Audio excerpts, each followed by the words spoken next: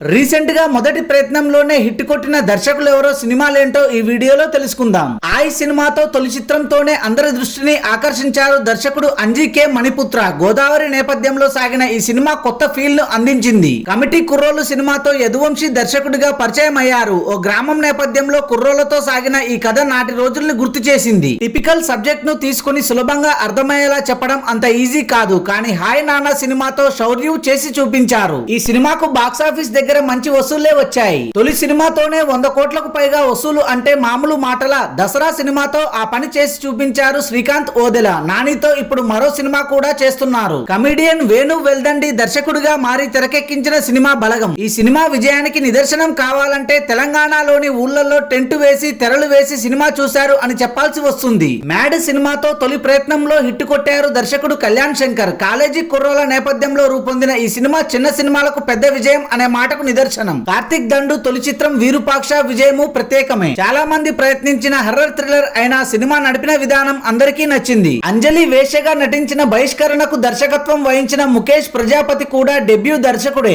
ఓటీటీలో వచ్చిన ఈ వెబ్ సిరీస్ కూడా హిట్ కొట్టింది. Thanks for watching this video. For more interesting videos please do subscribe.